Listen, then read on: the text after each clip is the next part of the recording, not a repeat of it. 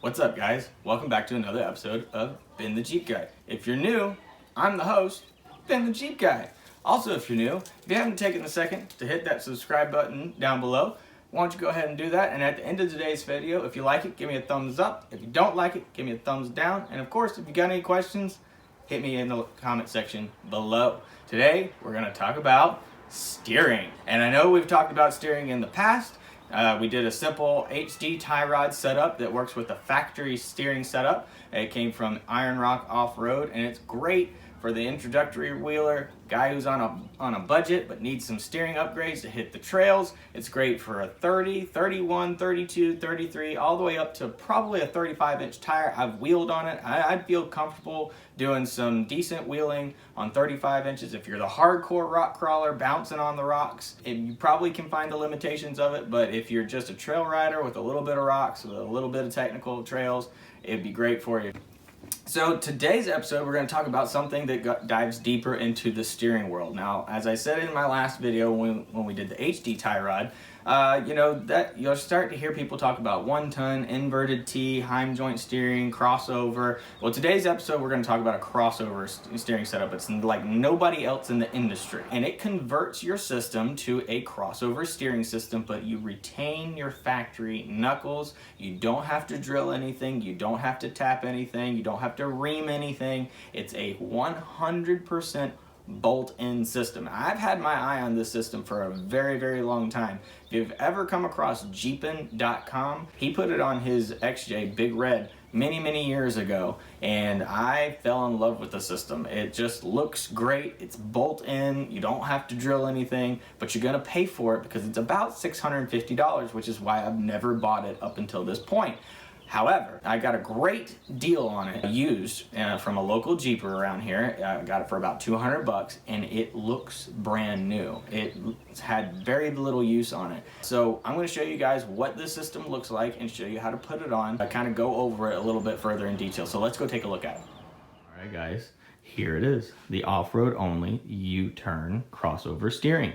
Guys, as you can see here, it's got a tie rod that connects wheel to wheel, and then it's got a separate drag link that connects from the pitman arm down to the passenger side knuckle, and they are not connected to each other in any way, shape, or form. This is very different from the stock inverted Y setup, and this is also different from the inverted T setup that you see available on the market in the 1-ton systems, because the drag link still connects to the tie rod right about here. This is very different from those. The inverted T often is plagued with dead spot because of the tie rod roll, because the drag link is connected to the tie rod, so you won't get any of that with this system. It's just really cool because it's completely bolt-on. Now you're gonna pay for this because it's expensive, like I said before, 650 bucks, but I got this for a heck of a deal.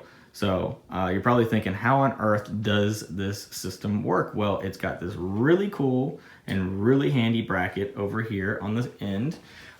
This bracket connects to the knuckle, utilizing 2 of the bolts for the wheel bearings, and also it runs a bolt through the stock tie rod end arm on the knuckle, and it's got some little bit of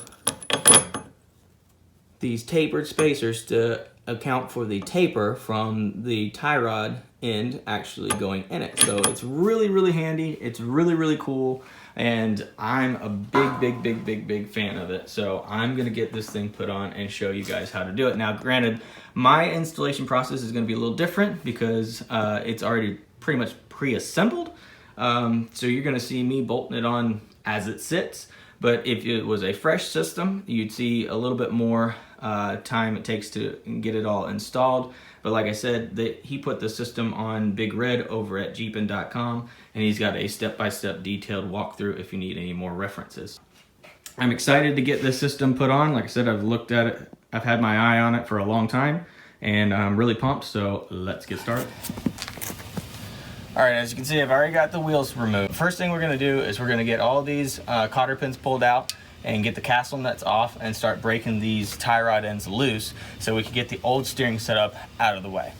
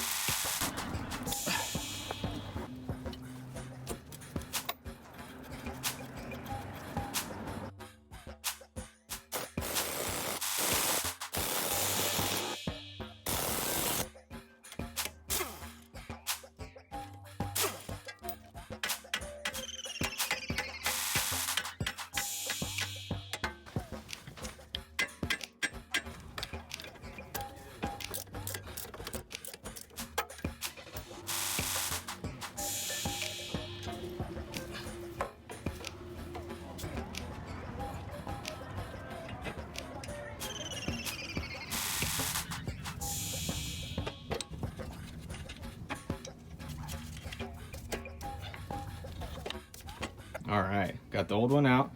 Just a little comparison so you guys can see the differences between the two. You can see that the drag link is massively bigger and it's just a whole lot beefier steering setup. Now, one thing I did notice is I'm pretty sure they use the exact same tie rod end at the pitman arm. I think they use the same one there, but the other ones look much beefier, so I'm really pumped to get this put on. All right, now that we got everything removed, we're gonna go ahead and loosen the 2 bolts on each of the wheel bearings and pull those bolts out, and then we can set the whole system in place and run the bolts all back in. So that's what we're gonna do next. We're gonna get those 2 bolts loose on each side.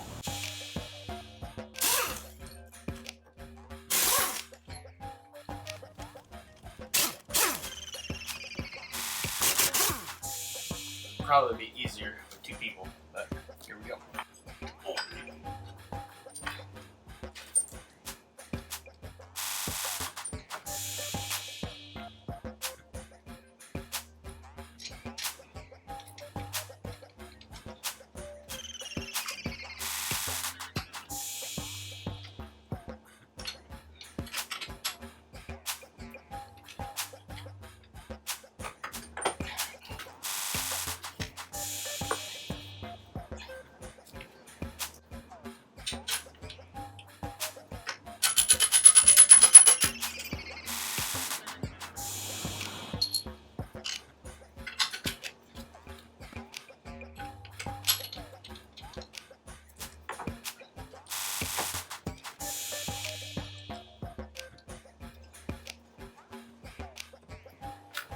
So if you are installing pre-assembled like I just did, if you have a second set of hands, somebody who can help you out with it, highly recommend it. That was a pain in the butt, but not so bad.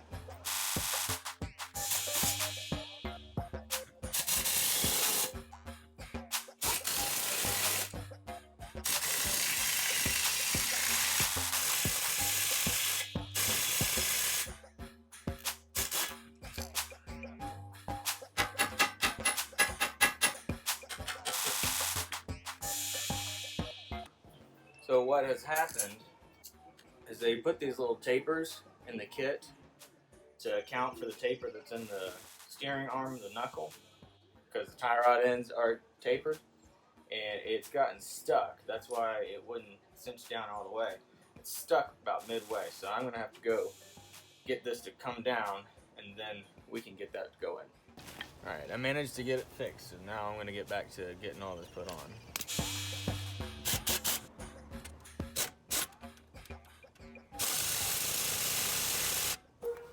Alright, I gotten everything tightened down. I even got the steering stabilizer installed. I'm sorry I didn't show that to you guys. My camera died, so I had to keep working because I gotta get this done. This little mount for the steering stabilizer does not come with the kit, even though I do think that they offer one like this. The guy I bought this from bought it off Amazon. It was originally up high, but I probably would have ended up hitting my track bar bracket brace from Ironman here, so I flipped it down and then kind of tilted it backwards to kind of get away from the tie rod, just in case it pulls stuff, just to prevent any possibility of it hitting. The tie rod end for the drag link down at the knuckle down there, it does hit on the sway bar mount just a little bit, so it stops it from getting to full lock by like the tiniest of an amount. So it's not really hurting it. And that sway bar mount actually is bent outwards just a little bit, so that might be why it's doing that. But it's not something I'm gonna worry about today. I'm trying to get this all done. Once I get done here, I will wanna get an actual alignment. So this is just to kind of get it all buttoned back together and go for a quick test drive to see how bad the steering wheel is, so I can at least get that adjusted so I can get to the alignment shop. First, I gotta put a cotter pin in this one up here, then I can put the wheels back on and get back to test driving. So everything's tightened up, and I'm gonna get the wheels back on and we'll see how bad the steering wheel is.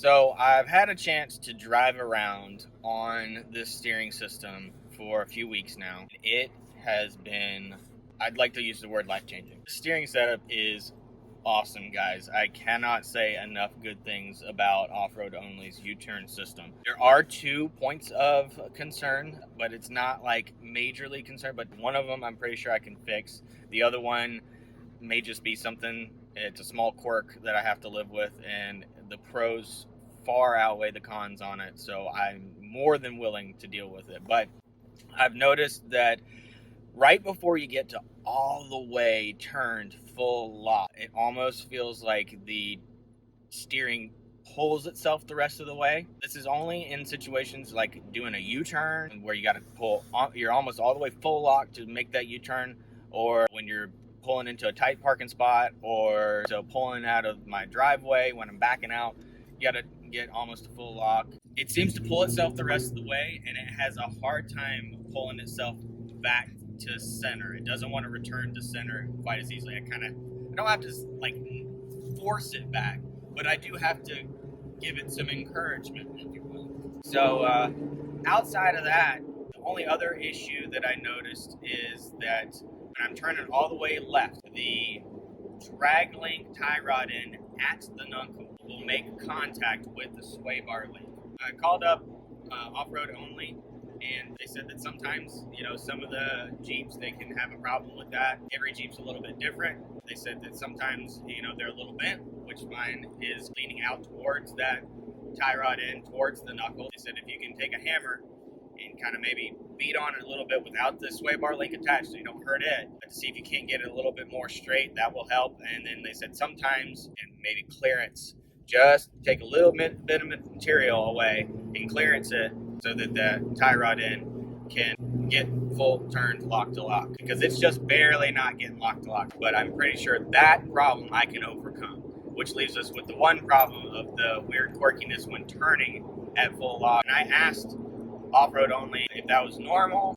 They said that some guys would report back and say that they've experienced that, but not everybody. They have heard that before, and they said that one of the things that you can maybe try to see if you can overcome that a little bit is getting the alignment just right. Now, they recommend actually doing the driveway alignment like they said in the directions, which is what I did at first. But I also, when I started experiencing that, I went and got a real alignment in a shop as well. It didn't really clear it up. They said that might just be something you have to live with, could be something else. They said that, if it's not a major problem, it may just be my Jeep. It's not a drivability issue, because I'm telling you guys right now, driving straight, driving around town, driving on the highway 70, 75, 80 miles an hour, this Jeep is solid. I told you guys I first discovered this steering setup from Jason over at Jeepin.com back in 2004. And in his review on his XJ, he said it felt like it was a lot more stable in the crosswinds. I can confirm that. It definitely doesn't feel like it wanders as badly. And there's no bump steer. I was very concerned about bump steer. Now, that might be in part due to the fact that I'm running Ironman 4x4 Fabrications track bar system, and it moves the mounting location of the frame end of the track bar down a little bit, so it might have put those more in parallel with each other, and they look pretty darn close. But I got no bump steer. I didn't even ever think that the factory system had bump steer in it. After installing this system and feeling how solid and how stable it is, the factory Wilings, even with that heavy-duty tie rod, definitely had some bump steer. It just doesn't feel like as soon as you hit a dip in the road or a bump in the road, or if the grade changes a little bit, you'd kind of feel the Jeep do one of these. And everything I did, the Ironman 4x4 track bar system, the heavy-duty tie rod, replacing all the tie rod, everything helped make that better, but it didn't eliminate it. This steering system has eliminated all of the quirkiness in the steering and the drivability issues. Now I'm left with, I can't full turn all the way left, but I can fix that. That's not a problem. I can make that completely go away. And there's this tiny bit of quirkiness when I turn all the way to full lock, which is not exactly something you do all the time. So I can deal with that. And it's not even that big of an issue. So now that I actually have the system, the $650 for this system is completely worth it. It beats the pants off of a 1-ton inverted T setup. Now those, I'm not saying that those aren't bad if you're on a budget. Those are good if that's your price point. As far as the Heim joint steerings, those are absolutely going to be probably some of the strongest available. If you're going to be doing some really hardcore stuff and you're going to be pushing the Dana 30 to its absolute limit, then the Heim joint steering's not bad. But if you live in salt states, because the Heim joint ball is exposed, they can wear out pretty quick. If you want something that is bolt-in, no drilling, no reaming, no welding, it bolts in a couple of hours, and you can do the alignment in the driveway recommended by the manufacturer. This is the system. If you want something that you can maintain like a factory setup, you grease the tie rod ends every now and then, check the alignment every now and then, and it just goes. Set it and forget it, if you will. This is an amazing system. You got a full crossover steering. Toe doesn't change as the suspension goes up and down, things like with an inverted Y setup, but you also don't get the tie rod roll like you do with the inverted T setup. I mean, it's an amazing system. Hats off to the off-road only guys for making a bolt-in crossover steering setup that you don't need to have to do an over-the-axle track bar mount or cut off the sway bar mounts or anything like that. It bolts in. I love this system. I probably will not ever get rid of it until I go 1 tons. Highly recommended. If you're looking for something easy, simple, solid, dependable, reliable. That's what this is. Anyways, guys, if you got any questions, hit me in the comment section below. If you're new to the channel, make sure to hit that subscribe button below. And also, thumbs up, thumbs down. Let me know what you think of this video.